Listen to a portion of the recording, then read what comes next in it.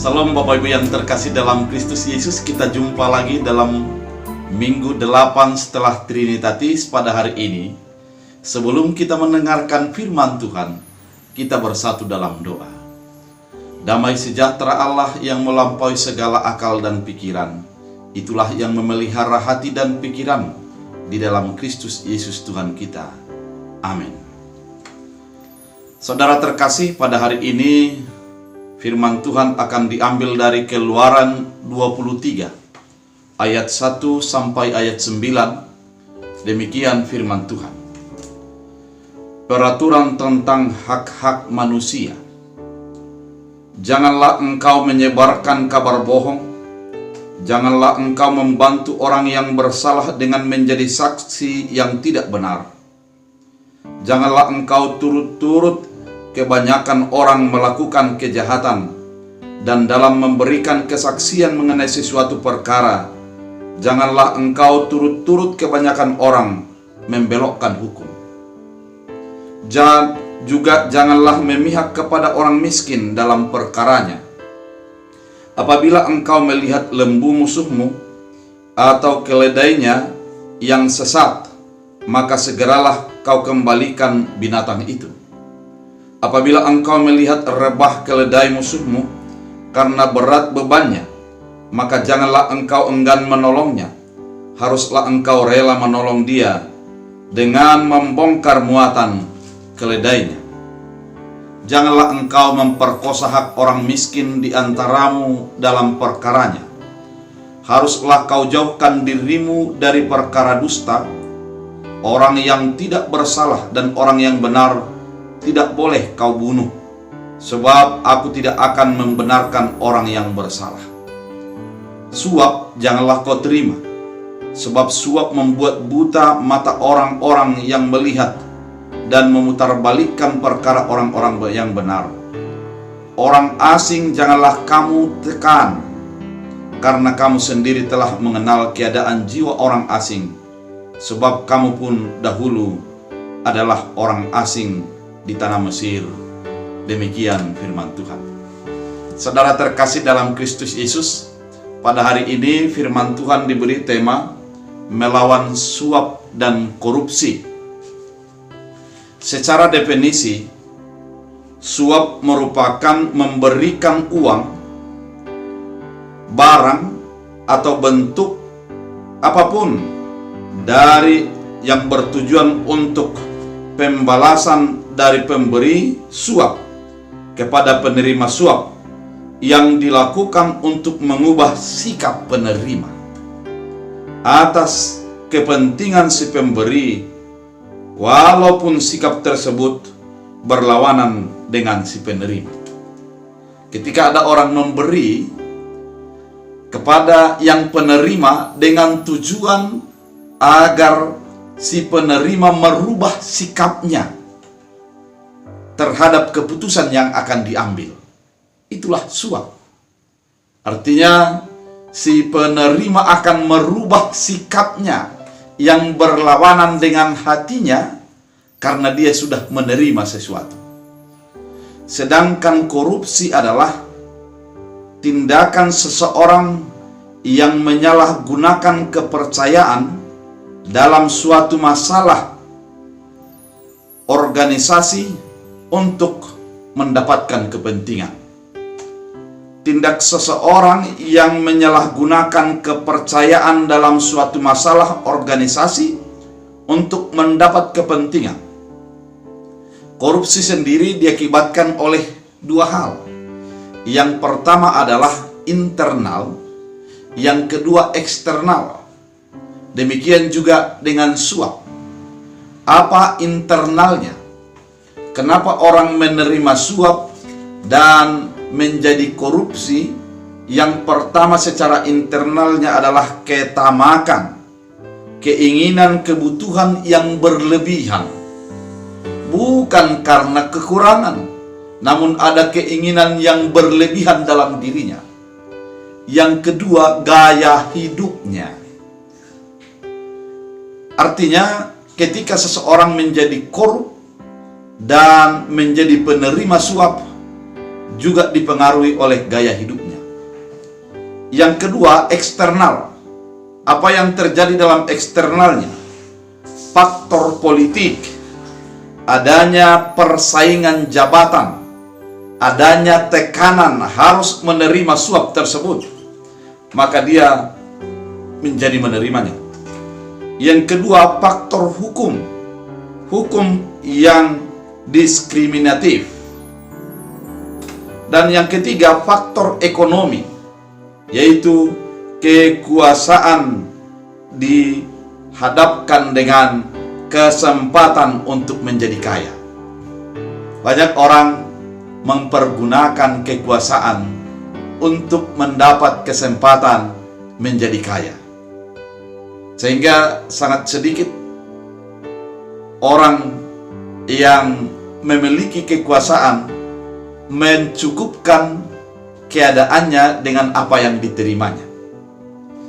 Yang keempat adalah faktor organisasi. Organisasi yang tidak menjadi dengan baik menata organisasinya sehingga jauh daripada tindakan korupsi dan suap. Untuk itu, kalau kita simpulkan, ternyata korupsi adalah untuk menggunakan kekuasaan dalam memutarbalikkan suatu keadaan untuk kepentingan diri sendiri, dan suap sendiri juga adalah merupakan tindakan yang menerima sesuatu agar berubah hukum. Firman ini mau dihantar bagi kita pada hari ini, bahwa apa yang harus dilakukan agar tidak menjadi orang yang penerima suap dan juga tidak menjadi korup. Dalam firman Tuhan pada saat ini sesungguhnya adalah tindak lanjut daripada hukum Taurat yang sudah dinyatakan pada pasal-pasal sebelumnya. Sehingga melalui ini mau dikatakan bahwa orang yang percaya kepada Tuhan harus menjaga hati dan sikapnya, sehingga melalui hati dan sikap dan segala tindakan yang diperbuatnya, orang melihat Allah di dalam kehidupannya. Dan pada firman Tuhan pada saat ini, dari ayat 1 sampai ayat 9, sebanyak 9 kali dikatakan janganlah. Atau dalam bahasa Ibrani-nya ada le. Tidak baik, tidak seharusnya, tidak baik untuk melakukan. Janganlah, janganlah, dan itu sebanyak 9 kali. Untuk menjadi sikap hidup kita tidak menjadi penerima suap dan tidak menjadi orang yang korup, yang pertama yang harus dijaga dalam hidup kita adalah untuk menjadi tetap netral. Apa maksud daripada netral? Dalam ayat 3 dikatakan, juga janganlah memihak kepada orang miskin dalam perkaranya. Dan ayat 4 dikatakan, apabila engkau melihat lembu musuhmu atau keledainya yang sesat, maka segeralah kau kembalikan binatang itu. Apabila engkau melihat rebah keledai musuhmu karena berat bebannya, maka janganlah engkau enggan menolongnya. Haruslah engkau menolong dia dengan membongkar muatan keledainya. Pertama adalah sikap hidup yang netral, tidak memihak. Kita jaga hati kita, bukan membuat peraturan oleh karena belas kasihan, ataupun oleh karena dia musuh kita, maka kita akan membuat sebuah peraturan yang menjadikan dia semakin terjepit. Orang percaya itu di dalam kehidupannya adalah menjadi netral, sama di hadapan matanya dan di hadapan keputusannya, orang yang miskin dan orang yang kaya, musuhnya dan sahabatnya menjadi sama di hadapannya. Banyak orang menjadi membuat sebuah keputusan karena netralitas dalam dirinya sudah hilang. Maka firman Tuhan pada saat ini, agar kita menjadi tidak penerima suap dan juga tidak korup adalah jagalah netralitas hatimu, ketika mengambil sebuah sikap. Bukan melihat kepada wajah, bukan melihat kepada perkara di belakang, namun apa yang menjadi sikap hidupnya. Yang kedua, setelah netralitas, yang perlu untuk dijaga adalah perkataan. Dan di dalam perkataan itu harus menjadi orang yang memiliki data-data yang jelas. Dikatakan dalam ayat 1, janganlah engkau membantu orang bersalah dengan menjadi saksi yang tidak benar.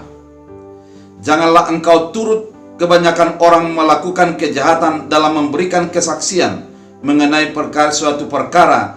Janganlah engkau turut-turut kebanyakan orang membelokkan hukum. Artinya dalam kehidupan orang percaya itu, di dalam dirinya harus mempertahankan kebaikan.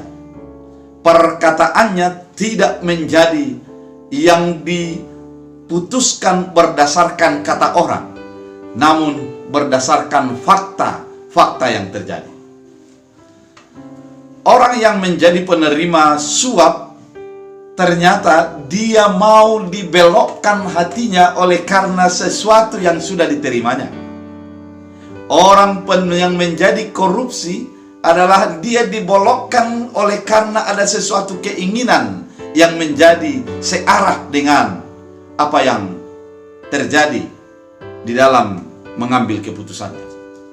Oleh karena itu, orang yang menjadi percaya kepada Tuhan diingatkan pada saat ini adalah keputusan perkara yang harus diambil haruslah berdasarkan hukum, berdasarkan fakta-fakta, bukan berdasarkan gosip.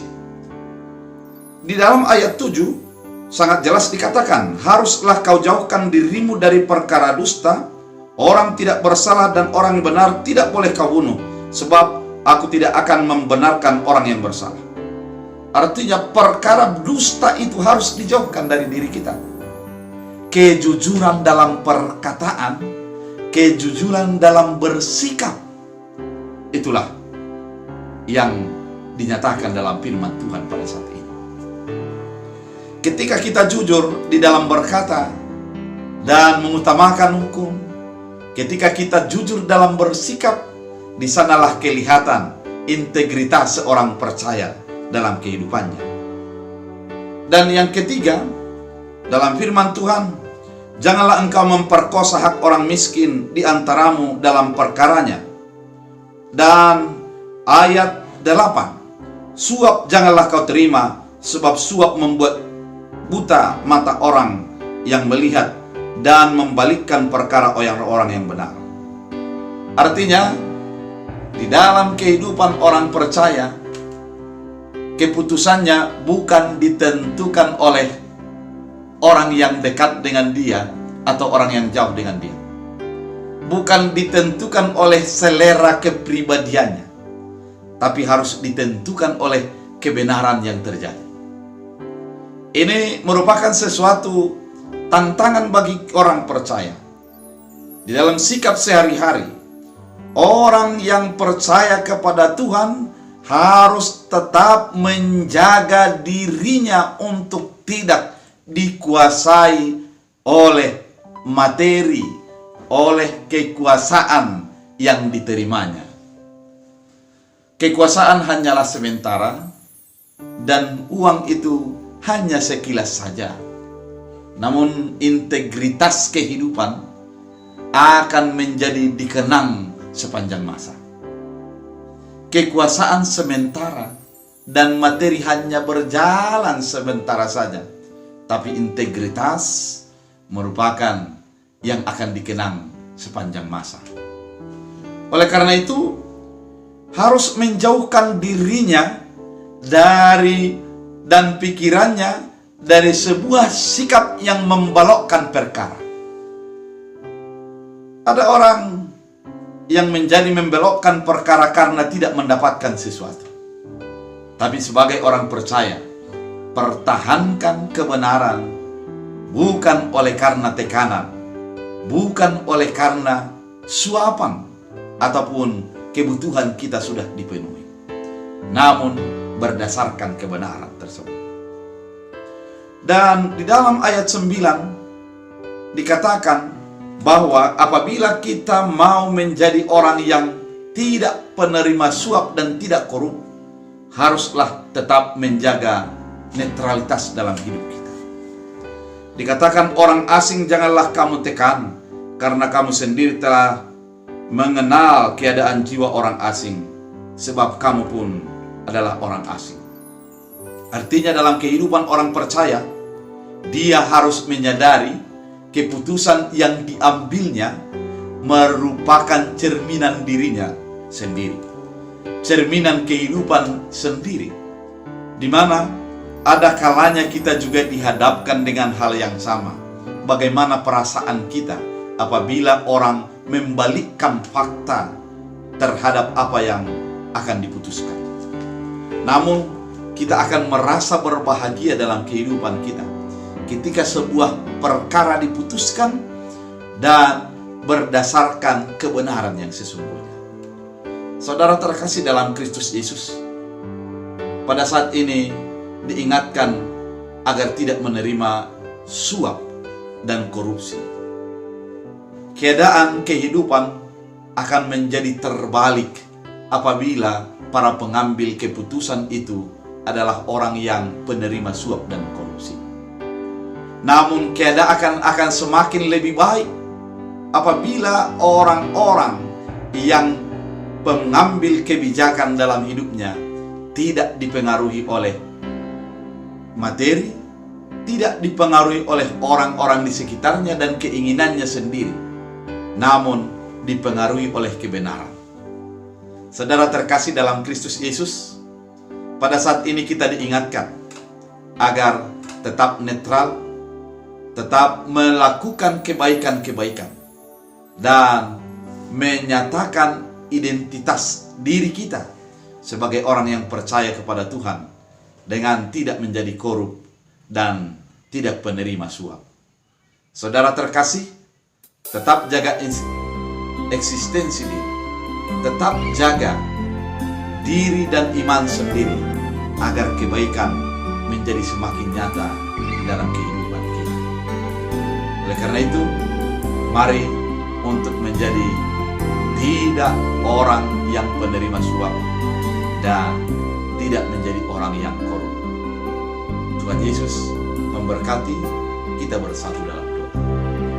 Terima kasih Tuhan, firman-Mu hari ini mengingatkan kami agar kami menjaga hati kami, menjaga netralitas kami, dan tetap berorientasi kepada kebenaran dan kebenaran, sehingga kami melakukan apa yang kami putuskan berdasarkan fakta-fakta, bukan berdasarkan opini ataupun berdasarkan kedekatan emosi, sehingga melalui apa yang diputuskan oleh orang-orang percaya mencerminkan keadilan dan kebaikan. Jadikan firman berakar